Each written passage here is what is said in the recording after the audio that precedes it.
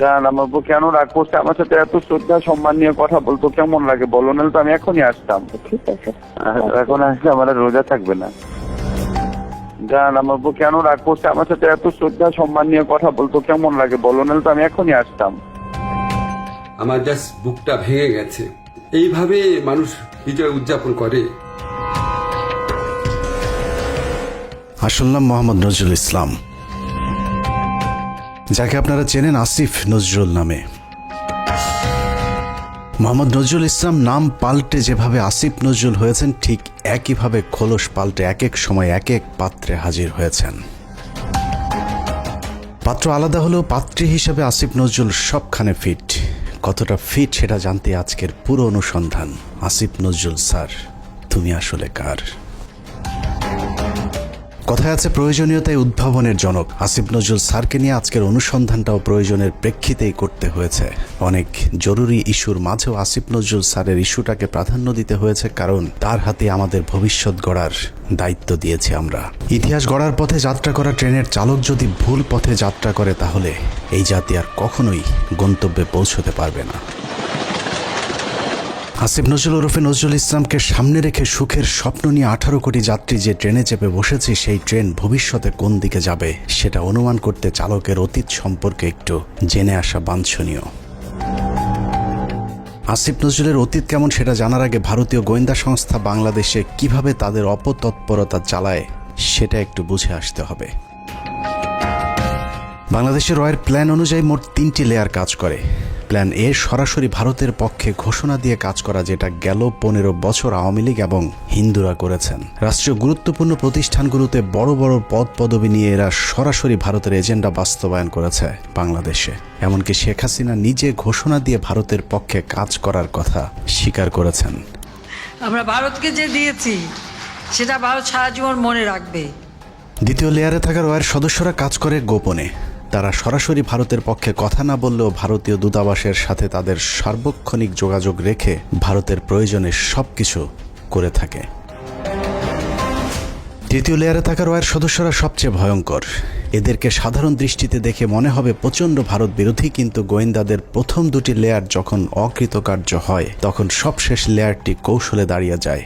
আর এই লেয়ারে যারা থাকে তাদের পরিচয় যখন প্রকাশ পায়, তখন আসলে কিছুই করার থাকে না। যে কারণে এদের ব্যাপারে অতি সাবধানী হওয়া অত্যন্ত জরুরি। এই শ্রেণীর ভারতীয় এজেন্টদেরকে সবচেয়ে বেশি কৌশলী হতে হয়, কারণ তাদেরকে ডুয়েল রোল প্লে করে দুই পক্ষকেই খুশি রাখতে হয়। এই ধরনের গোয়েন্দা এজেন্ট নির্বাচনে ভারতীয় গোয়েন্দাদের কিছু সুনির্দিষ্ট চাহিদা থাকে। এসব ক্ষেত্রে যারা আওয়ামী চেতনাধারী, দুশ্চরিত্র, ইসলাম বিদ্বেষী এমন ধরনের সব ব্যক্তিদেরকে বাছাই করা হয়। অন্তরে আওয়ামী চেতনা লালন করলেও প্রকাশ্যে তাদেরকে বিপরীত রূপে আত্মপ্রকাশ করানো হয়।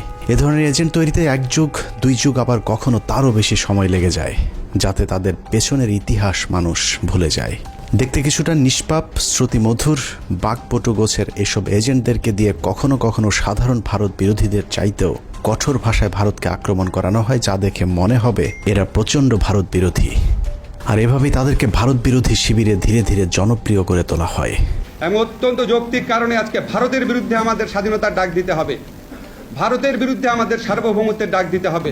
আসিফ নজরুল ভারতের সেই দীর্ঘমেয়াদী প্ল্যান সি এর অংশ কিনা সেটা বুঝতে আমাদেরকে আরও 32 বছর পেছন থেকে শুরু করতে হবে। 19 জানুয়ারি 1992। 1975-এর 15ই আগস্ট থেকে 1981 সাল পর্যন্ত 6 বছর ভারতীয় মগজ ধোলাইয়ের পর দেশে ফেরেন শেখ হাসিনা। শেখ হাসিনা দেশে ফেরার 15 দিনের মাথায় জিয়াউর রহমানকে হত্যা করে ভারত। জিয়াউর রহমান যেভাবে আন্তর্জাতিক মহলের কাছে জনপ্রিয় হয়ে উঠছিলেন, তাতে ভারতের মাথা ব্যথার কারণ হয়ে দাঁড়ায়, যে কারণেই তাকে হত্যা করে এরশাদকে ক্ষমতায় বসানো হয়। এদিকে প্রধানমন্ত্রী হিসেবে শেখ হাসিনাকে প্রস্তুতির কাজও চলতে থাকে।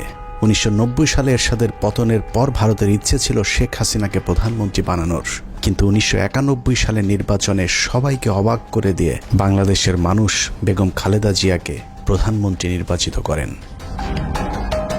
1991 সালে খালেদা জিয়া প্রধানমন্ত্রী হবার বছর না ঘুরতেই শুরু হয় ভারতের প্রথম চক্রান্ত।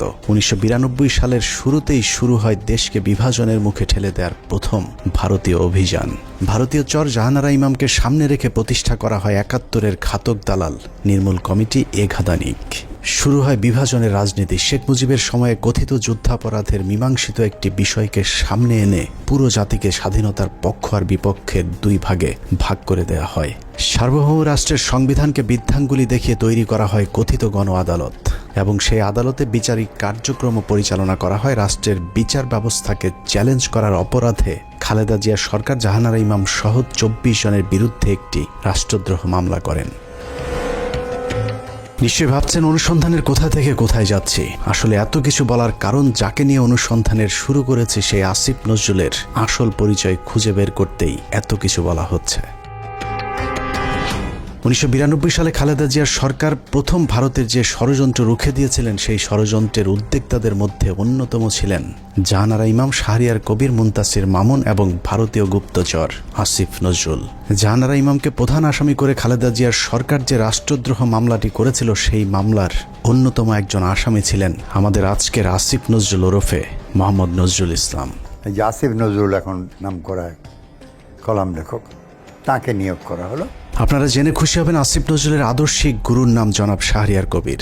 শাহরিয়ার কবির যখন সাপ্তাহিক বিচিত্রার সম্পাদক, আসিফ নজরুল ছিলেন তার প্রধান সেনাপতি। ভারতের এজেন্ডা বাস্তবায়নে ভারতের প্রধান সেনাপতির ভূমিকায় ছিলেন শাহরিয়ার কবির।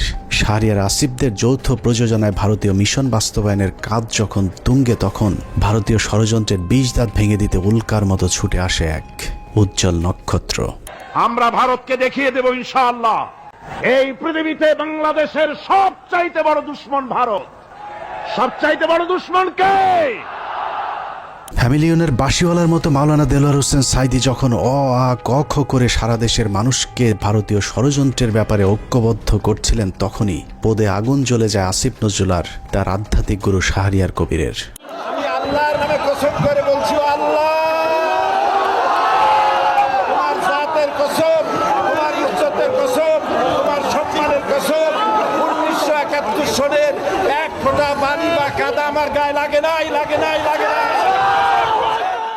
ভারতের বিরুদ্ধে গর্জে ওঠা সাইদি 80-র দশক থেকে এদেশের মানুষকে ভারতীয় ষড়যন্ত্রের বিষয়ে সচেতন করতে থাকেন। গল্প, কেচ্ছা কাহিনীর পরিবর্তে কোরআনে বিদ্যমান রাজনৈতিক এবং অর্থনৈতিক তফসিরের মধ্য দিয়ে নতুন ধারার কোরআনের মাহফিলের যাত্রা শুরু করেন আল্লামা দেলোয়ার হোসেন সাইদি। বিড়ালের মতো 500 বছর বেঁচে থাকার কোনো লাভ নাই, সিংহের মতো 1 ঘন্টা বাঁচতে চাই। দলমত নির্বিশেষে সকলের কাছে সাইদি যখন সমানভাবে সমাদৃত হয়ে উঠতে থাকেন, তখন 1989 সালে আসিফ নজরুল প্রথম ব্যক্তি যিনি তার পত্রিকার পৃষ্ঠা জুড়ে এক মিথ্যা সংবাদ ছাপান, যার শিরোনাম দেয়া হয় সাইদি সমাচার, এক ধর্ম ব্যবসায়ীর উত্থান। বিশাল সেই সংবাদের কয়েকটি লাইন পড়লে আসিফ নজরুল কত বড় মাপের একজন মিথ্যুক, প্রতারক এবং হলুদ সাংবাদিক ছিলেন সেটার কিঞ্চিত প্রমাণ পেয়ে যাবেন। লেখার শুরুতেই সাংবাদিক আসিফ নজরুল লেখেন, মাওলানা দেলোয়ার হোসেন সাইদি বিরোধী সাম্প্রতিক গণবিক্ষোভের মধ্য দিয়ে এদেশে মৌদুদিবাদ এবং ধর্ম ব্যবসার রাজনীতির অগ্রহণযোগ্যতা আবারও প্রমাণিত হয়েছে। সিলেট, ঢাকা, চট্টগ্রাম সহ দেশের বিভিন্ন স্থানে জামাতের মঞ্চনায়ক সাইদির বিরুদ্ধে স্বতঃস্ফূর্তভাবে জনমত গড়ে উঠেছে।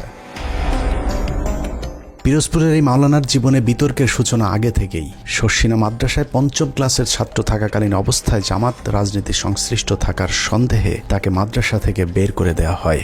তারপর তিনি লেখেন, শর্ষিনা মাদ্রাসার পর তিনি খুলনা আলিয়া মাদ্রাসায় ভর্তি হন। সে মাদ্রাসা থেকে তিনি কামেল পাশ আদৌ করেছেন কিনা এ নিয়ে দেশের আলেম সমাজের প্রচুর সন্দেহ রয়েছে। দেশের শতাধিক আলেম এ বিষয়ে সত্যতা প্রমাণের জন্য সাইদের প্রতি একাধিকবার চ্যালেঞ্জ ছুড়ে দিলেও দেলোয়ার হোসেন সাইদি নাকি কখনোই সেই চ্যালেঞ্জ গ্রহণ করেননি। সাইদির ইসলাম শিক্ষার পরিপূর্ণতা নিয়ে প্রশ্ন থাকলেও তার কণ্ঠ চটলতা এবং শ্রোতা আকর্ষণ ক্ষমতা বরাবরই দ্বিধাহীনভাবে স্বীকৃত। বিভিন্ন টকশোতে ব্যক্তিগত আক্রমণ করার বিরুদ্ধে সবক দেয়া আসিফ নজরুল তার সেই লেখায় দেলোয়ার হোসেন সাইদিকে চরমভাবে ব্যক্তিগতভাবে আক্রমণ করেছিলেন। তিনি লিখেছেন, বিভিন্ন সূত্রের দেয়া তথ্য অনুযায়ী স্বাধীনতা যুদ্ধের আগেই কণ্ঠ সম্পদকে অবলম্বন করে সাইদি পিরোজপুরের গড়ের হাটে সুর করে আতর, তসবিহ, ধর্মীয় পুস্তক বিক্রি করে জীবিকা নির্বাহ করতেন। এরপর গুরুত্বপূর্ণ দুটি লাইন আছে, সেই লাইনগুলো আপনাদেরকে জানানোর আগে আসিফ নজরুল দেলোয়ার হোসেন সাইদিকে নিয়ে সম্প্রতি একটি বক্তব্য দিয়েছেন, সেটা দেখে আসা যাক। একমাত্র দেলোয়ার হোসেন সাইদি ছাড়া আমার জানা মতে আর কি, বাকি সবারই আপনার যতটুকু আমি পড়াশোনা করেছি ইনভলভমেন্ট ছিল। হঠাৎ করে দেলোয়ার হোসেন সাঈদীকে নির্দোষ দাবি করা আসিফ নজরুল 1986 সালে কি বলেছিল সেটা তার সেই লেখাতেই রয়েছে। আসিফ নজরুল প্রথম ব্যক্তি যিনি দেলোয়ার হোসেন সাঈদীকে যুদ্ধাপরাধী হিসাবে অভিযুক্ত করেছিলেন। তিনি লিখেছেন, সাঈদী স্বাধীনতা যুদ্ধের সময় পাক হানাদার বাহিনীর প্রত্যক্ষ সহযোগিতায় লিপ্ত ছিলেন। তিনি ধর্মের দোহাই দিয়ে গনিমতের মাল হিসাবে গড়েরহাট বন্দরের হিন্দু সম্প্রদায়ের বাড়িঘর লুট করেছেন এবং মদন নামে একজন হিন্দু ব্যবসায়ীর দোকান ঘর ভেঙে দিয়ে নিজের বাড়িতে নিয়ে গেছেন বলেও দাবি করেছেন আসিফ নজরুল। মুক্তিযুদ্ধের পর সাঈদী দীর্ঘ সময় পালিয়ে থাকেন এবং 10 বছর পর নাকি নিজ গ্রামে আসেন। পুরো লেখার শুরু থেকে শেষ পর্যন্ত পুরোটাই সাঈদী সম্পর্কে যা কিছু বলা হয়েছে সব ডাহা মিথ্যা। আর এই হচ্ছে আসিফ নজরুলের সাংবাদিকতার নমুনা। আসিফ নজরুল নিজের খোলস পাল্টানোর সময় মাঝে একবার এই লেখার ব্যাখ্যা দিয়েছিলেন, যেখানে তিনি বলেছিলেন শাহরিয়ার কবিরের দ্বারা প্রভাবিত হয়ে নাকি তিনি সাঈদী সম্পর্কে এসব লিখেছিলেন। কিন্তু এটা শুধু একটা চুরি কিংবা ছিনতাইয়ের ঘটনা নয়। এই লেখার মাধ্যমে দেলোয়ার হোসেন সাঈদীর বিরুদ্ধে যুদ্ধাপরাধের অভিযোগ উঠতে শুরু করে এবং তারই ফলশ্রুতিতে আওয়ামী লীগ সরকার দেলোয়ার হোসেন সাঈদীকে আটক করে এবং দীর্ঘ 1 যুগ জেলখানায় বন্দী থাকার পর শাহাদাত বরণ করেন দেশবরেণ্য এই আলেম। আসিফ নজরুলের এক লেখায় একজন নিষ্পাপ মানুষের জীবন কেড়ে নিয়েছে। অতএব দেলোয়ার হোসেন সাঈদীর হত্যাকাণ্ডের জন্য আসিফ নজরুল প্রত্যক্ষভাবে দায়ী। আসিফ নজরুল যে আগাগোড়া একজন চেতনাধারী লোক সেটা গণজাগরণ মঞ্চের সময়ও প্রমাণিত হয়েছে। আসিফ নজরুলের নাকের ডগায় গণজাগরণ মঞ্চের নামে বাংলাদেশের বিচার ব্যবস্থাকে গণধর্ষণ করা হলেও আসিফ নজরুল গণজাগরণ মঞ্চের ব্যাপারে একদম টু শব্দ পর্যন্ত করেননি। বস্তুত শাহবাগের গণজাগরণ মঞ্চ সেই আসিফ নজরুলদেরই ঘাতক দালাল নির্মূল কমিটির ফসল।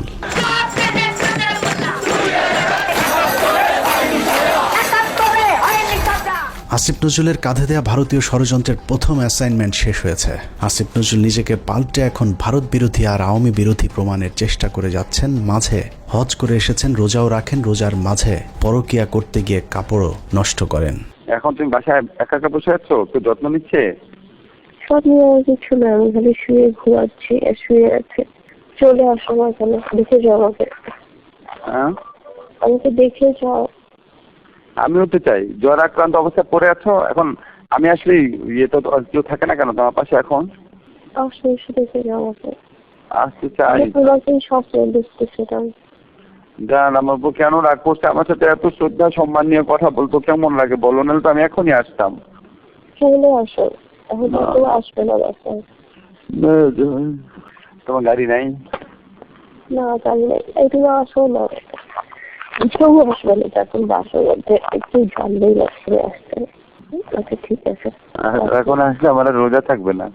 আরেকজনের বউয়ের জ্বরে সেবার হাত বাড়িয়ে দেওয়া সমাজসেবক আসিফ নজরুল যে এখনো ভারতীয় জ্বর, চলুন তার আরও প্রমাণ দেখা যাক।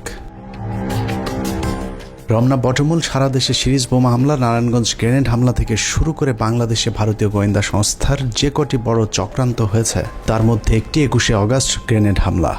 কতটা সূক্ষ্মভাবে 21শে আগস্টের ঘটনা ঘটিয়েছে তা নিয়ে আমাদের একটি অনুসন্ধান চলছে, যা কিছুদিনের মধ্যেই প্রকাশ করা হবে।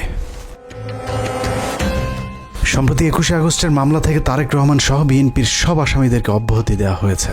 তার মানে বিএনপি এই ঘটনার সাথে জড়িত নয়। অথচ এই আসিফ নজরুলই স্বভাব সুলভ জোরালো ভঙ্গিতে বলেছিলেন 21শে আগস্ট গ্রেনেড হামলার জন্য দায়ী বিএনপি এবং ওই ঘটনাটি ধামাচাপা দেওয়ার জন্যও নাকি বিএনপি চেষ্টা করেছিল। বিএনপি কি এই হত্যার ঘটনা 21শে আগস্ট আক্রমণের ঘটনা ধামাচাপা দিতে চেয়েছে? অবশ্যই চেয়েছে। তারা জঘন্য রকম ভাবে ধামাচাপা দিতে চেয়েছে, হাস্যকর ভাবে ধামাচাপা দিতে চেয়েছে। এখন প্রশ্ন হলো আসিফ নজরুলের বক্তব্য কোনটা সঠিক? বিএনপি দোষী নাকি বিএনপি নির্দোষ? যদি এখন বিএনপির চাপে তারেক রহমানকে অব্যাহতি দিয়ে থাকে তাহলে তার পদত্যাগ করা উচিত। আর যদি আগের বক্তব্য মিথ্যা হয় তাহলে সেই মিথ্যা তিনি কার পরামর্শে বলেছিলেন সেই জবাব জনগণের সামনে দিতে হবে। আসলে আসিফ নজরুল আগে যা বলেছিলেন সেটাই তার আসল চরিত্র। এখন তিনি যা করছেন সেটা তার অভিনয়। উপরে উপরে নিজেকে আওয়ামী এবং ভারত বিরোধী প্রমাণের জন্য রক্ত গরম করার কথা বললেও আসিফ নজরুল আসলে একজন ভারতীয় জ্বর এবং তিনি যা কিছু করেন সবকিছু ভারতীয় থিঙ্ক ট্যাঙ্ক, ডেইলি স্টার এবং প্রথম আলোর অফিস থেকেই করানো হয়। অনেকেরই মনে হতে পারে আসিফ নজরুল আগে খারাপ থাকলেও এখন ভালো হয়ে গিয়েছেন, কিন্তু চলুন দেখা যাক আসিফ নজরুল আসলেই ভালো হয়েছেন কিনা। আমার জাস্ট বুকটা ভেঙে গেছে। এইভাবে মানুষ বিজয় উদযাপন করে। আপনার পলিটিক্যাল অপোনেন্টের উপর আপনার রাগ থাকতে পারে, আপনার পুলিশের উপর রাগ থাকতে পারে, এই জন্য এইভাবে নির্বিচার হামলা করা হবে। 5 তারিখ বিজয়ের পর আসিফ নজরুলের প্রথম ভিডিও বার্তা ছিল আওয়ামী লীগের প্রতি সমবেদনা জানিয়ে। আওয়ামী লীগকে বাঁচাতে তার কাকুতি দেখে মনে হয়েছে নিজ দলের নির্যাতিত মানুষের পক্ষে দাঁড়িয়েছেন আসিফ নজরুল। অথচ তার কয়েক ঘন্টা আগেও প্রায় 2000 মানুষকে নির্মমভাবে হত্যা করেছে এই আওয়ামী লীগেরই সন্ত্রাসীরা। একটা ঘটনা যেন আর না ঘটে। আমার প্রতি যদি আপনাদের বিন্দুমাত্র ভালোবাসা থাকে, যাদের ভালোবাসা থাকে, তারা এই কাজ করবেন না। আসিফ নজরুল সেই উপদেষ্টা যার কার্যালয় থেকে শেখ মুজিবের ছবি নামাতে সবচেয়ে বেশি সময় লেগেছে। আসিফ নজরুলের বাসায় প্রায় 2 মাস পালিয়েছিলেন সামন্তলাল সেন, যিনি জ্বালাও পোড়াও নাটকের মূল হোতা। আসিফ নজরুল তার চাচা শ্বশুর জাফর ইকবালকে আটক না করে দেশ থেকে পালিয়ে যেতে সুযোগ করে দিয়েছেন। অথচ 5 তারিখের 1 সপ্তাহ আগে যিনি আন্দোলনকারী ছাত্রদেরকে পাকিস্তানি রাজাকার বলে সরকারকে ছাত্র হত্যায় উস্কে দিয়েছিলেন। আসিফ নজরুল খুনের মামলার আসামি আনোয়ার হোসেন মঞ্জুকে পুলিশ আটক করার 1 ঘন্টার মাথায় ছেড়ে দিতে বাধ্য করেছিলেন।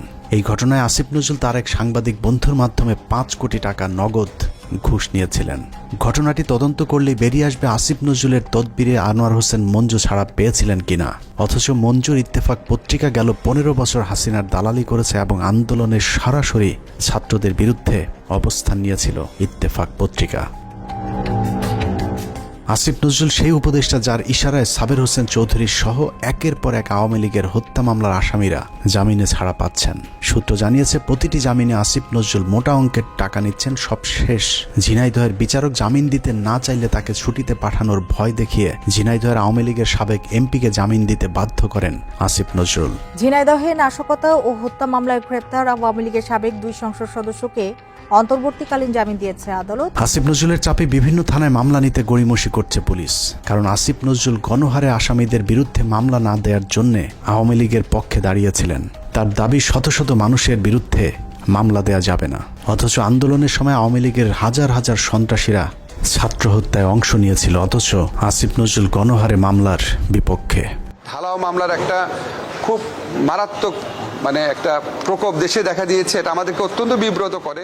এরই মধ্যে যেসব হত্যা মামলা হয়েছে তার অধিকাংশ আসামিকে ধরার কোনো তৎপরতা নেই। প্রায় সবখানে আওয়ামী লীগের লোকজন যেভাবে বুক ফুলিয়ে ঘুরে বেড়াচ্ছে তাতে মনে হচ্ছে এ যেন দেখার কেউ নেই। 15ই আগস্ট জাতীয় দিবস বাতিল করা হয়েছিল, সেই রায় স্থগিত করা হয়েছে আসিফ নজরুলের নির্দেশে। সবচেয়ে ভয়ঙ্কর বিষয় হলো যে ছাত্রদের প্রতিনিধি হিসাবে আসিফ নজরুল উপদেষ্টার পদ বাগিয়ে নিয়েছেন। সেই ছাত্রদের কতজন জুলাই হত্যাকাণ্ডে নিহত হয়েছিলেন তাদের সংখ্যাও এখন পর্যন্ত সঠিকভাবে গণনা করা হয়নি। যারা আহত হয়েছিল তাদেরও খোঁজ নিচ্ছে না সরকার। উন্নত চিকিৎসার অভাবে আহত অনেকে মৃত্যুর দিকে এগিয়ে যাচ্ছে। অথচ আগস্টেই বলা হয়েছিল তাদেরকে উন্নত চিকিৎসার জন্য বিদেশে পাঠানো হবে। বাস্তবে এখন পর্যন্ত একজনকেও বিদেশে পাঠানো হয়নি উন্নত চিকিৎসার জন্য। আমার এই শরীরে আমি কি করতে পারবো? যার হাত নাই সে শরীরে কি করতে পারবে? যার পা নাই তার সে কি? এখানে দেখেন চোখে অনেক গুলি আছে। আমার এলাকাতে আমার ছোট ভাই আমার একসাথে আন্দোলন করছে, ওর মাথার ভিতরে এখনো 2টা গুলি আছে। ইস্তিয়াক না, ও কি করবে? আমাদের পুনর্বাসনের একটা ব্যবস্থা করা উচিত। কি করতেছে টাকা তো কি করতেছে ওগুলা? আমরা কি উন্নয়নের, আমরা কি আর কি দেশ সংস্কারের অংশ না? এদেরকে এইভাবে অমূল্য, এদেরকে টিস্যু হিসাবে এখন ফেলে দেওয়া হয়েছে। টিস্যু, এরা এখন টিস্যু। আমিও আন্দোলনে ছিলাম, হয়তো আল্লাহ আমার শরীর সুস্থ রাখছে, আমি আল্লাহর কাছে লাখো শুকরিয়া করি। কেন লাখো শুকরিয়া করি জানেন?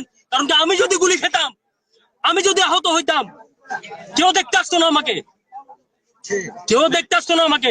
আজকে এদের প্রত্যেকটি আজকে এখানে দাঁড়ায় তাদেরকে আন্দোলন করতে হচ্ছে। কেন তারা আন্দোলন কেন করবে? বিডিআর হত্যাকাণ্ডের মূল রহস্য উদ্ঘাটনে একটি কমিশন গঠন করার কথা থাকলেও সেটা এখনো পর্যন্ত করা হচ্ছে না। জানা যায় আসিফ নজরুলের প্রভাবে আটকে আছে বিডিআর হত্যাকাণ্ডের তদন্ত কমিটি গঠন। আমি major Mohammad Zahidi Ahsan Habib, retired, BDR হত্যাকাণ্ডের একজন প্রত্যক্ষদর্শী।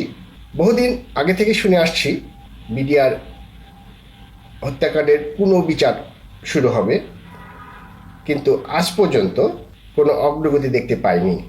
এই পিলখানা হত্যাকাণ্ড, যে পিলখানা হত্যাকাণ্ডের সাথে সরাসরি আওয়ামী সরকার বা ভারতীয়রা জড়িত ছিল, সেই পিলখানা হত্যাকাণ্ডের বিচারের কোনো অগ্রগতি এখনো নাই। গত 4 মাস 4টি ডেট পড়ার পরেও তারা মুক্তি পায় নাই। কোর্ট বিভিন্ন অজুহাতে জামিন শুনানি দীর্ঘায়িত করছেন। এদিকে পিলখানা হত্যাকাণ্ডে বলির পাঠা বিডিআর জওয়ানদের মামলায় 5 তারিখের পর 3টি জামিন শুনানি হয়েছে। প্রথমটিতে আসিফ নজরুল পিপি নিয়োগ দেওয়ার সময় পায়নি, দ্বিতীয় শুনানির একদিন আগে পিপি নিয়োগ দেওয়া হলেও পিপি নাকি মামলার নথি দেখার সময় পাননি, আর তৃতীয় শুনানিতে নথি পড়ার জন্য আরও কয়েকদিন সময় চেয়েছেন রাষ্ট্রপক্ষ। এভাবেই হাইকোর্ট দেখানো হচ্ছে দেশপ্রেমিক জওয়ানদেরকে। ৫ তারিখের পর এরই মধ্যে 2 জন বিডিআর জওয়ানের জেলখানায় রহস্যজনক মৃত্যু হয়েছে। এতে বিডিআরের অন্য সদস্যরাও আতঙ্কে আছেন বিডিআর হত্যাকাণ্ডের ঘটনা ধামাচাপা দিতে তাদেরকেও ধীরে ধীরে অসুস্থতার নামে হত্যা করা হতে পারে। একইভাবে তারেক রহমানের মামলাগুলোতেও নানাভাবে জটিলতা তৈরি করে রাখা হয়েছে। এখনও লুৎফুজ্জামান বাবরকে ছাড়ার কোনো খবর নেই। এক মহান দেশপ্রেমিক সেনা কর্মকর্তা মেজর জেনারেল রেজ্জাকুল হায়দারকে এখনও মামলার দোহাই দিয়ে জেলে আটকে রাখা হয়েছে। দেখে মনে হচ্ছে আসিফ নজরুল আর প্রথম আলোর জন্যই ছাত্ররা স্বাধীনতা এনেছিল। এখনও কয়েক হাজার আলেম জেলখানায় বন্দী, কৃত্রিম জটিলতা সৃষ্টি করে তাদের জামিন শুনানির সুযোগও দেওয়া হচ্ছে না। ডিজিটাল সিকিউরিটি অ্যাক্টের মামলায় হাসিনা সরকারের আমলে যারা জেলে গিয়েছিলেন তাদের অধিকাংশ এখনো পর্যন্ত জেলখানায় বন্দী আছেন। ভাবুন তো, তাদের জন্য কি স্বাধীনতা আসেনি? এখন প্রশ্ন হলো, বিদ্রোহী সরকারের বিদ্রোহী কাজী নজরুল ইসলামের ভূমিকায় অবতীর্ণ হওয়া আসিফ নজরুল তাহলে করছেটা কি? চলুন দেখা যাক আসিফ নজরুল কি করছে। 17 মে 2021। রাষ্ট্রীয় গুরুত্বপূর্ণ নথি অনুমতি ছাড়া ছবি তোলা ও সংগ্রহের অভিযোগে প্রথম আলোর জ্যেষ্ঠ প্রতিবেদক রোজিনা ইসলামকে শাহবাগ থানায় সোপর্দ করেছে স্বাস্থ্যসেবা বিভাগ। সাংবাদিক রোজিনা ইসলামকে কারাগারে পাঠিয়েছে ঢাকার সিএমএম আদালত। বাংলাদেশের ইতিহাসে প্রথমবারের মতো জাতীয় সংবাদপত্রের একজন সাংবাদিক চুরির দায়ে আটক হয়েছিল। চোরের নাম প্রথম আলোর সাংবাদিক রোজিনা ইসলাম। স্বাস্থ্য খাতের লুটপাট আর দুর্নীতির সাথে জড়িত রোজিনাকে মনে করা হয় স্বাস্থ্য খাতের মাফিয়া। রোজিনার ভাগ ছাড়া স্বাস্থ্য মন্ত্রণালয়ে কোনো প্রকল্প বাস্তবায়ন করা একদম অসম্ভব। মন্ত্রণালয়ে রোজিনার চেয়ে তার ভাই আর স্বামীর ক্ষমতা নাকি আরও অনেক বেশি। স্বাস্থ্য মন্ত্রণালয়ে কেউ তার কথার বাইরে গেলেই তার বিরুদ্ধে নিউজ করার হুমকি দিয়ে ঠান্ডা করে রাখা হয়। তাকে দিয়ে স্বাস্থ্য মন্ত্রণালয়ের সব স্বার্থ উদ্ধার করে থাকে প্রথম আলোর মতিউর রহমান। কিন্তু কথায় আছে, চোরের 10 দিন গৃহস্থের একদিন। বারবার ধান খেয়ে যাওয়া ঘুঘু রোজিনাকে বধ করা হয় 17 মে 2021 সালে। সচিব সাহেবের পাশে যে রুম আছে সেই রুমে তো ফাইল টাইল রাখা আছে।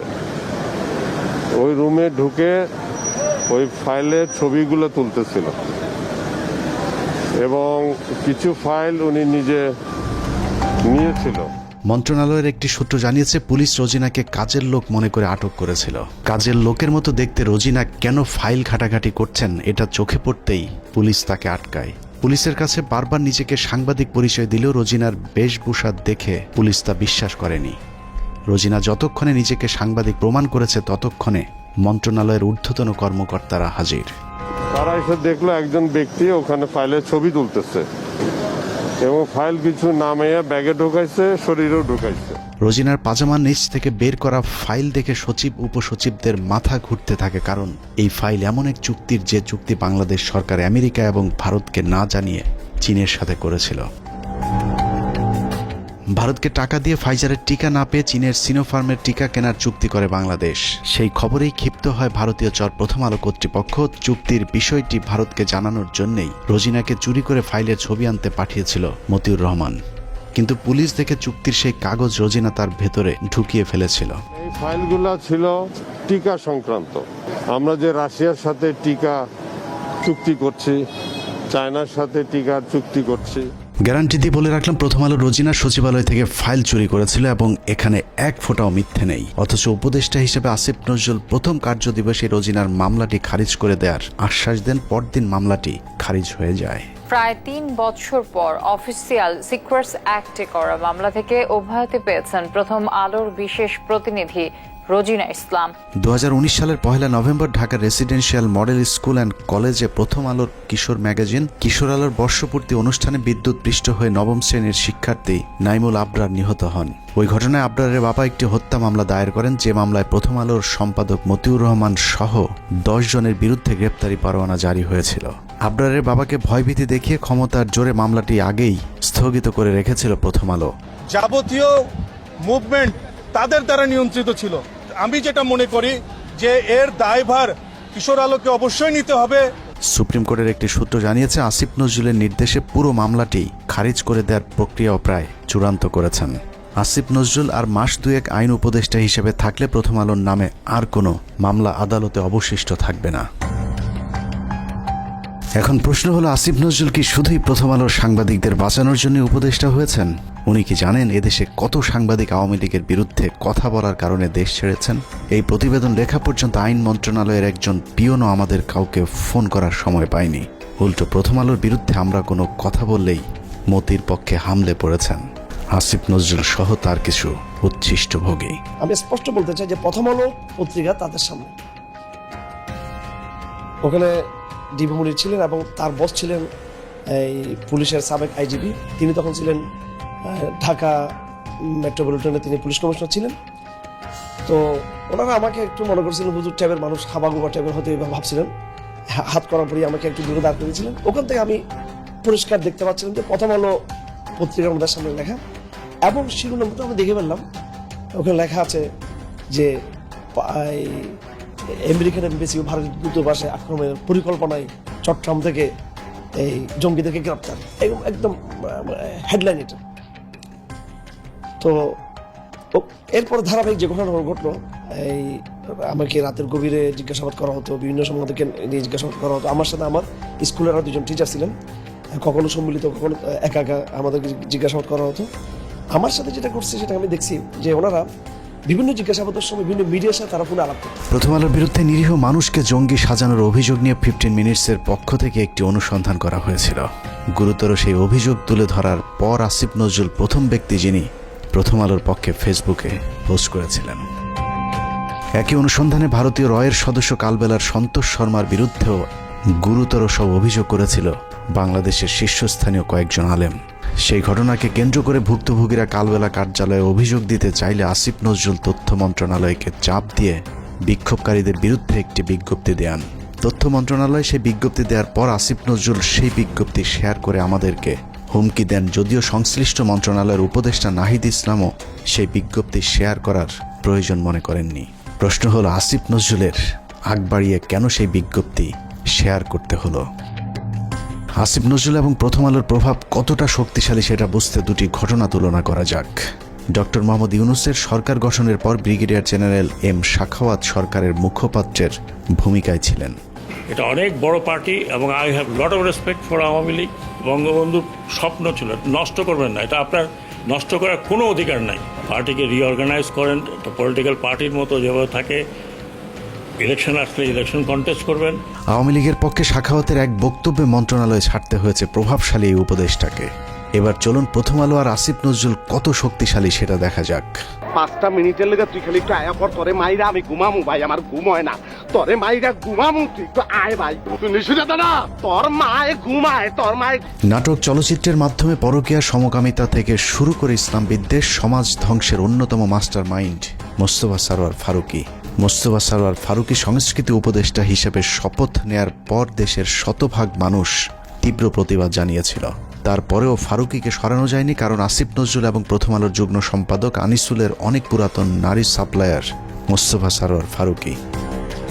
আসিফ নজরুল দাবি করেছেন তিনি ফারুকীর উপদেষ্টা হবার বিষয়ে কিছুই জানেন না, কিন্তু আমাদের হাতে আসা তথ্য বলছে আসিফ নজরুল ফারুকীর অনেক পুরাতন বন্ধু। প্রায় এক যুগ আগে ফারুকী এবং তিশার বিয়েতে হাতে গোনা যে কজন মানুষ দাওয়াত পেয়েছিলেন, আসিফ নজরুল সেই ভাগ্যবানদের মধ্যে একজন। মোস্তফা সরোয়ার ফারুকীর মন্ত্রণালয়টিও আসিফ নজরুলের নিজে ছেড়ে দেয়া মন্ত্রণালয়। এবার প্রশ্ন আসতে পারে, ফারুকীর সাথে আসিফ নজরুলের সম্পর্ক আছে ঠিক আছে, কিন্তু প্রথম আলোর সাথে ফারুকীর সম্পর্কটা আসলে কি? এটাই আজকের অনুসন্ধানের সবচেয়ে গুরুত্বপূর্ণ বিষয়।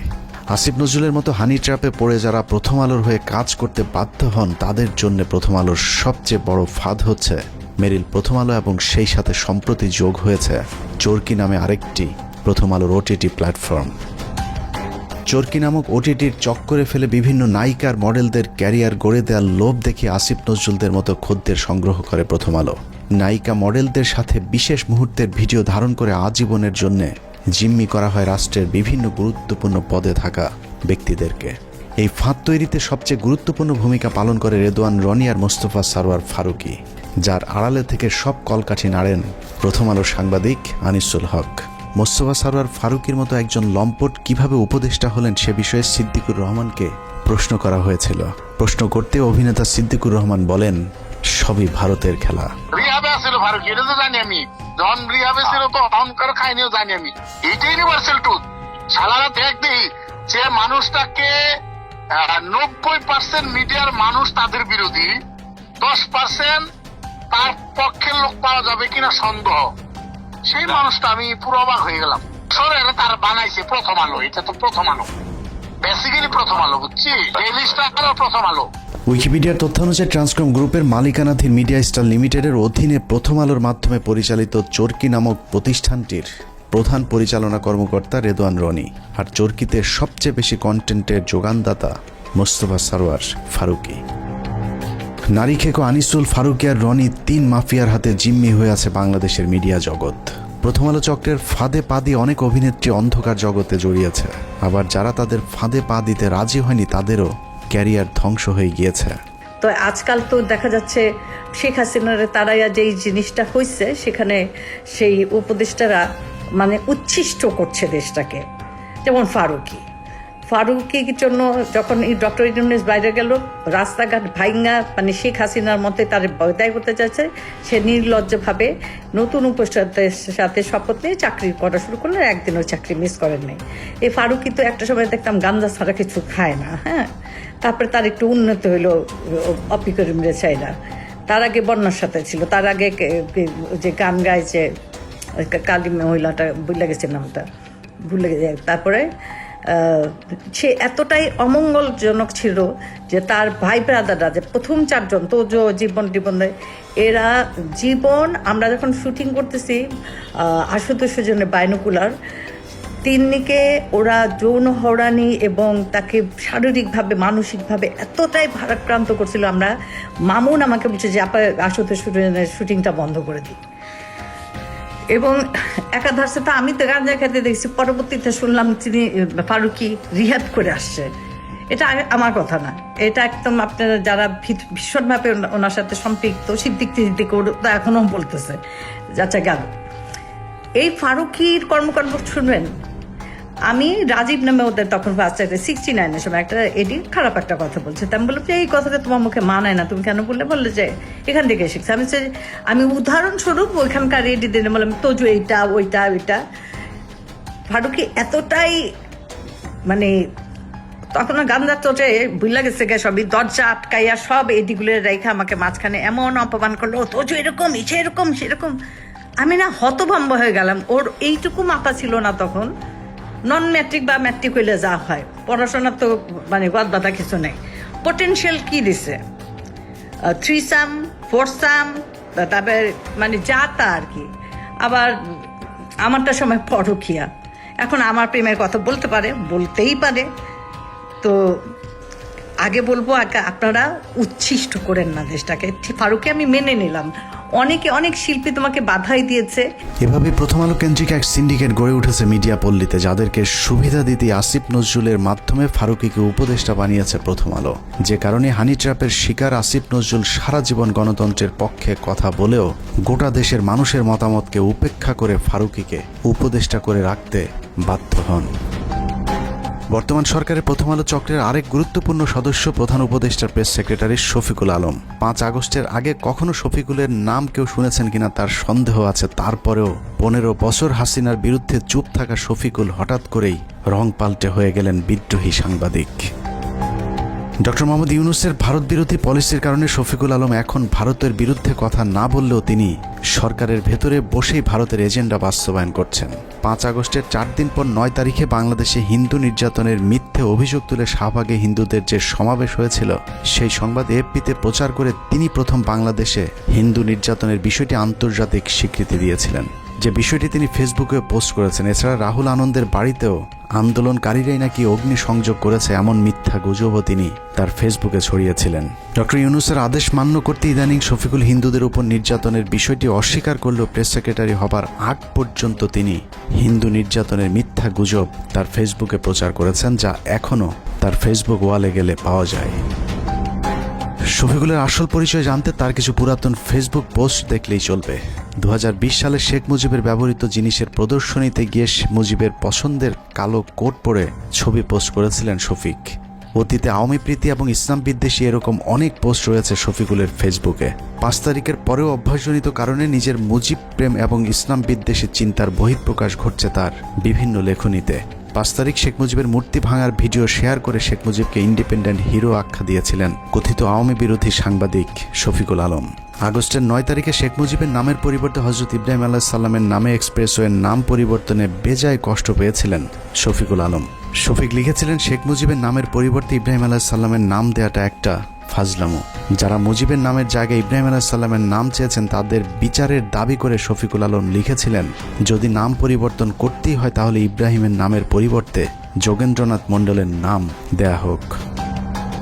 15 বছর শেখ হাসিনা লুটপাটের উদ্দেশ্যে করা কোনো প্রকল্প নিয়ে শফিকের এত খারাপ লাগেনি যতটা মডেল মসজিদ করাতে লেগেছে। বিটিভির টকশোতে গিয়ে শফিক ক্ষোভ জানিয়ে বলেছেন, মডেল মসজিদ কেন বানাতে হবে? এই যে সরকারি ব্যয় আমার এত 560টা মসজিদ কেন করতে হবে? আমাদের মসজিদের কি অভাব পড়ছিল? বিএনপির ব্যাপারেও চরম বিদ্রোহী শফিকুল আলম। 5 তারিখের পর বিএনপি 3 মাসের মধ্যে নির্বাচন চাইলে শফিকুল বলেছিলেন, বিএনপি হাসিনাকে ক্ষমতা থেকে নামায়নি, অতএব বিএনপির কথা মতো তত্ত্বাবধায়ক সরকার তাদের মেয়াদ নির্ধারণ করবে না। সবকিছুর পর এখানেও প্রশ্ন আসতে পারে, প্রথম আলোর সাথে শফিকুল আলমের সম্পর্কটা কি? শফিকুল আলম সবশেষ এএফপির বাংলাদেশ ব্যুরো চিফ হিসাবে কাজ করেছেন। প্রধান উপদেষ্টার প্রেস সচিব হওয়ার আগে তার জায়গায় তিনি প্রথম আলোর জঙ্গি বিষয়ক বিশেষ সাংবাদিক সাবিহা আলমকে বসিয়ে এসেছেন। যেই সাবিয়ার বিরুদ্ধে 15 মিনিটসের অনুসন্ধানে দেখানো হয়েছিল কিভাবে তিনি মেজর জিয়াউল হকের বাবাকে হুমকি দিয়ে মিথ্যে জবানবন্দি নিয়েছিলেন। আপনি বলছেন যে জিয়া হচ্ছে একরোখা এবং ধর্মান্ধ ছিল, এই বক্তব্যগুলিও আপনি কোন পরিস্থিতিতে দিচ্ছেন? তখন যে পরিস্থিতি ছিল ওই পরিস্থিতির শিকার হয়ে আমি এটা বলতে পারি। এটা না হলে আপনাদের মানে অত্যাচার হয়ে যেত, আমিও তো হয়তো আয়না করে থাকতে। উনি বললো যে আমি সাংবাদিক ও news I report against something, মানে উনি নাকি উনি বিশেষ সাংবাদিক বললে যে জানেন আপনারা কিন্তু ক্ষতি হতে পারে। দেখো আমি একটু চেক করতেছি, বুঝলেন? মানে যদি আমি মানে ওনার পক্ষে আনসার না করি তাইলে আমারও তো আয়না করে দিচ্ছে, মানে কিডন্যাপ করে ফেলি। প্রথম আলোর মতিউরের আরেক বন্ধু টিআইবির নির্বাহী পরিচালক ইফতেখারুজ্জামান, তাকে বসানো হয়েছে দুদক সংস্কার কমিশনের চেয়ারম্যানের পদে। 75 বছর বয়সী ইফতেখারুজ্জামান এক স্বৈর শাসক হিসেবে নিজের পদ আঁকড়ে বসে আছেন টিআইবিতে, যেখানে তার নিজের বিরুদ্ধে অভিযোগ রয়েছে টিআইবির রিপোর্ট জালিয়াতির। যেহেতু সরকারের সাথে ডক্টর ইফতেখারুজ্জামান বা টিআইবির যে নির্বাহী পরিচালক, ওনার সাথে কিন্তু সরকারের উচ্চ পর্যায়ে একটা মহরম বা যোগাযোগ আছে। বিশেষ করে তখনকার প্রধানমন্ত্রী খুব প্রভাবশালী উপদেষ্টা জনাব এসপি ইমাম ও ঘর রিজভী বলা যায় উনি খুব স্নেহভাজন ছিলেন। এখন অনেকটা বলা যায় এই সম্পর্কের কারণে আওয়ামী লীগ সরকার বা শেখ হাসিনা সরকার যাতে করে কোনো প্রকার ব্যয়কায়দা না পড়ে এবং টিআইবিও যেন ঝুঁকিতে না পড়ে বা শেখ হাসিনার বিরাগ ভাজন না হয়, তখন উনি যে কাজটা করেছেন এই রিপোর্টটাকে তামাদি করে দিয়েছেন, উনি প্রকাশ না করার জন্য সিদ্ধান্ত নিয়েছিলেন। এবং এই রিপোর্টটা যদি প্রকাশ পেত তাহলে বাংলাদেশের মানুষ, বাংলাদেশের জনগণ এবং বাংলাদেশের বিভিন্ন পর্যায়ে যারা আছে বা দাতা সংস্থাগুলোকে জানতে পারত যে বাংলাদেশে উচ্চ পর্যায়ে কিভাবে দুর্নীতিগুলো সংগঠিত হয়, আয়োজিত হয় এবং দুর্নীতির যে সাথে যুক্ত যারা মানে বলা যে প্লেয়ার বা খেলোয়াড় তারা কিভাবে সেখানে খেলে, হ্যাঁ, কার কি রোল থাকে এবং সেটার প্রভাব কি আমাদের দেশবাসী খুব ভালোভাবে জানতে পারত। টিআইবির সাবেক কর্মকর্তা রেজাউল করিমের করা কয়েকটি রিপোর্ট সহ বিগত আওয়ামী সরকারের বিরুদ্ধে করা গুরুত্বপূর্ণ কয়েকটি রিপোর্ট গায়েব করে দিয়েছিলেন ইফতেখারুজ্জামান। ইফতেখারের মাধ্যমে প্রথম আলো আসিফ নজরুল গং তাদের পছন্দের দুর্নীতিবাজ এক কর্মকর্তাকে দুদকের চেয়ারম্যান বানানোর অপতৎপরতা শুরু করেছেন। ইফতেখারুজ্জামানের নেতৃত্বে সংস্কার কমিশনের নামে কালক্ষেপণ করে দুর্নীতিবাজদের সম্পত্তি বিক্রি এবং হস্তান্তরের সুযোগ করে দেওয়া হয়েছে, অথচ অত্যন্ত সৎ এবং নীতিবান হিসেবে পরিচিত সাবেক বিচারক মোতাহার হোসেনের নাম প্রস্তাব করা হলেও আসিফ নজরুল সেটা আটকে রেখেছেন, কারণ মোতাহার হোসেনকে তিনি তারেক রহমানের ঘনিষ্ঠজন মনে করেন। আসিফ নজরুলের সাফ কথা, তারেক রহমানের ঘনিষ্ঠ কেউ দুদকের চেয়ারম্যান হতে পারবে না। 71 টিভির টকশো রিজার্ভ আলোচক, জঙ্গি বিশেষজ্ঞ ভারতীয় আরেক রয়ের এজেন্ট ডেইলি স্টারের সাংবাদিক গোলাম মর্তুজা। 2018 সালে নির্বাচনের আগেও তারেক রহমান আর খালেদা জিয়াকে জঙ্গিদের নেতা বলা মর্তুজা হঠাৎ করে আওয়ামী বিরোধী ভিডিও আপলোড করা শুরু করেন ইউটিউবে। সেখান থেকে প্রথমে ডেইলি স্টার, সবশেষ আসিফ নজরুল মাহফুজ আনামের তদবিরে যুক্তরাষ্ট্রের প্রেস সেক্রেটারির পদ বাগিয়ে নিয়েছেন আওয়ামী এই সাংবাদিক। আর এর সবকিছুই হচ্ছে ভারতীয় চক্র প্রথম আলো ডেইলি স্টারের পরামর্শে। হঠাৎ করে রং পাল্টানো গোলাম মর্তুজা আওয়ামী লীগের দালালিটা পুরোপুরি এখনো ছাড়তে পারেননি। দুদিন আগেও গোলাম মর্তুজা ডিবিসির টক শোতে বলেছেন সরকার শেখ মুজিবকে জাতির পিতা না মানলেও শেখ মুজিব নাকি আরও শক্তিশালী হয়ে ফিরে আসবেন বাংলাদেশে। আর এটাই হচ্ছে সাংবাদিক গোলাম মর্তুজার আসল চেহারা। বঙ্গবন্ধু জাতির জনক হিসেবে যেভাবে ছিল সেভাবে থাকতে দিলেই সবচেয়ে ভালো হতো। বঙ্গবন্ধুকে ব্যবহার করা হয়েছে, সেই বঙ্গবন্ধুর আরেকবার মূল্যায়ন হবে এদেশে। এভাবেই প্রথম আলোর সব আওয়ামী চেতনাধারী বুদ্ধিজীবীদেরকে সরকারের গুরুত্বপূর্ণ সব জায়গায় বসিয়ে প্রথম আলো আর ভারতের অবস্থানকে শক্তিশালী করছেন আসিফ নজরুল। আসিফ নজরুল যে মন থেকেই সবকিছু করছেন তা নয়, অনেক কিছু সে না চাইলেও করতে হচ্ছে, কারণ আসিফ নজরুল অনেক আগে থেকেই তার আলু আরেকজনের খেতে বর্গা দিয়ে রেখেছেন। এই আলুর দোষে পুরো আইন মন্ত্রণালয় এখন আওয়ামী লীগ দখলে নিয়েছে। আসিফ নজরুল যেন নীরব এক দর্শক। বিষয়টা একদমই হাস্যকর নয়। আপনি কি জানেন আসিফ নজরুলের ব্যক্তিগত সহকারীকে? আসিফ নজরুলের ব্যক্তিগত সহকারী হচ্ছেন শামসুদ্দিন মাসুম, যিনি তত্ত্বাবধায়ক সরকার ব্যবস্থা বাতিলের মূল হোতা সাবেক প্রধান বিচারপতি ABM খায়রুল হকের ব্যক্তিগত সহকারী ছিলেন। নরেন্দ্র মোদীর সবশেষ নির্বাচনে জয়ী হবার পর শেখ রেহানার সাথে সফর সঙ্গী হয়েছিলেন আসিফ নজরুলের পিএস শামসুদ্দিন মাসুম। আপনার কাছে নিশ্চয়ই অবাক লাগছে যে খায়রুল হকের কারণে বাংলাদেশের সব সংকটের সূচনা তার পিএস কিভাবে আসিফ নজরুলের পিএস হয়। শুধু পিএস নয়, আইন মন্ত্রণালয়ের সব কলকাঠি নাড়ছেন শামসুদ্দিন মাসুম। আসিফ নজরুলকে ভাঙিয়ে মাসুম এরই মধ্যে শুরু করেছেন ব্যাপক চাঁদাবাজি। মাসুমের বিরুদ্ধে অভিযোগ উঠেছে রেবেকা মোহাম্মদ মিমি নামে এক নারীকে বিয়ের আশ্বাস দিয়ে গর্ভে সন্তান দিয়ে ছুঁড়ে ফেলার। স্থানীয় একটি পত্রিকায় মিমি অভিযোগ করেছেন মাসুমকে বিয়ের জন্য চাপ দিলেও তিনি আইন উপদেষ্টা আসিফ স্যারের ভয় দেখাচ্ছেন। মিথ্যে মামলা দিয়ে মিমিকে জেলে ঢুকানোর হুমকিও দিচ্ছেন আসিফ নজরুলের ব্যক্তিগত সহকারী শামসুদ্দিন মাসুম। মাসুম যাই করুক, আসিফ নজরুলের আসলে কিছু করার নেই, কারণ তিনি মাসুমের কাছে জিম্মি। আসিফ নজরুল কেন মাসুমের কাছে জিম্মি সেটা বের করতে পারলেই আজকের পুরো অনুসন্ধানের মূল রহস্য বেরিয়ে আসবে। শামসুদ্দিন মাসুম আসিফ নজরুলের ঘনিষ্ঠ হবার আগে আইন মন্ত্রণালয়ের আরেক কর্মকর্তা উম্মে সরাবন তহুরাকে আসিফ নজরুলের কাছে পাঠিয়েছিলেন, কিন্তু উম্মে তহুরা যে শামসুদ্দিন মাসুমের বেড পার্টনার সেটা আসিফ নজরুল একেবারেই জানতেন না। যতদিনে জেনেছেন ততদিনে আসিফ নজরুলের গোপন ভিডিও তহুরার হাতে। সেই ভিডিওর ভয় দেখিয়ে আসিফ নজরুলের পিএসের চেয়ারে বসানো হয়েছে শামসুদ্দিন মাসুমকে। আইন মন্ত্রণালয়ে আসিফ নজরুলের চেয়ার বড় হলেও ক্ষমতায় মাসুম আর তহুরা সবার চেয়ে উপরে, আর তাদেরকে দিয়ে প্রথম আলো আওয়ামীপন্থী কর্মকর্তাদেরকে গুরুত্বপূর্ণ সব পদে বসিয়ে যাচ্ছেন। এখানে প্রশ্ন আসতে পারে, তহুরা মাসুমের সাথে প্রথম আলোর সম্পর্কটা কি? আসিফ নজরুলকে হানি ট্র্যাপে ফেলা উম্মে তহুরা ছিলেন প্রথম আলোর সাংবাদিক। এ ধরনের অভিযানে কাজে লাগাতেই প্রথম আলো তহুরাকে জুডিশিয়াল সার্ভিসে চাকরি নিয়ে দিয়েছিলেন।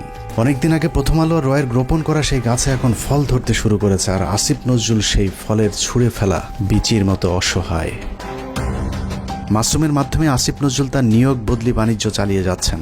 সূত্র জানিয়েছে আসিফ নজরুল তার স্ত্রীকে আমেরিকা পাঠানোর প্রস্তুতি নিয়েছেন এবং 5 তারিখের পর থেকে দুহাত ভরে টাকা কামাচ্ছেন এবং সেই টাকা যুক্তরাষ্ট্রে পাচার করবেন বলেও তার এক ঘনিষ্ঠ সূত্র জানিয়েছেন। এরই মধ্যে তার ঘনিষ্ঠ এক সাংবাদিকের মাধ্যমে $1.3 মিলিয়ন দিয়ে বাড়ি কেনার চেষ্টা করছেন আসিফ নজরুল। আপনি সংস্কার আমার তো এই সংস্কারের প্রতি এখনো বিশ্বাস নাই। তো আসিফ নজরুল, আপনি এত ছাত্রদের নিয়ে এত চিল্লাপাল্লা করেন, হই হুড়স্থুল করেন যে সংস্কার করে নাকি উল্টাইয়া দিবেন, তো আপনি একজন বিচারপতি নিয়োগ দিচ্ছেন কেন? এই সংস্কারটুকু না করে একজন বিচারপতি নিয়োগ দিচ্ছেন কেন? এভাবেই চলছে আসিফ নজরুলের সংস্কার। একদিকে ভারতীয় গোয়েন্দাদের শাখা অফিস ডেইলি স্টার প্রথম আলোর এজেন্টদেরকে বিভিন্ন জায়গায় বসানো হচ্ছে, অন্যদিকে আওয়ামী লীগকে বাঁচানোর সব চেষ্টা চালিয়ে যাচ্ছেন আসিফ নজরুল। মাঝখানে যে স্বপ্ন নিয়ে মানুষ জীবন দিল তাদের সেই স্বপ্ন অঙ্কুরেই বিনষ্ট হবার পথে। তারপরেও আমাদের দেশের কিছু মানুষ স্বপ্ন দেখে আসিফ নজরুলের হাত ধরে এই দেশ সিঙ্গাপুর হবে। তাদের সাথে আমিও একটু স্বপ্ন দেখতে চাই, আর সেই স্বপ্ন বাস্তবায়ন করতে হলে বাস্তবেও কিছু একটা হতে হবে। কিন্তু আসলেই কি বাস্তবে কিছুই হচ্ছে?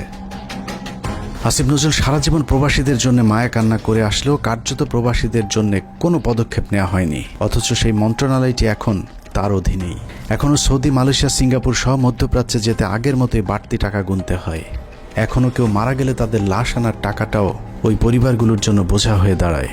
সারা বছর ভারতের বিরুদ্ধে কথা বলে বিডিআর হত্যাকাণ্ড ধামাচাপা দেওয়ার চেষ্টা করছে আসিফ নজরুল। বিডিআর জওয়ানদের ছাড়ার কোনো ব্যবস্থা নেই।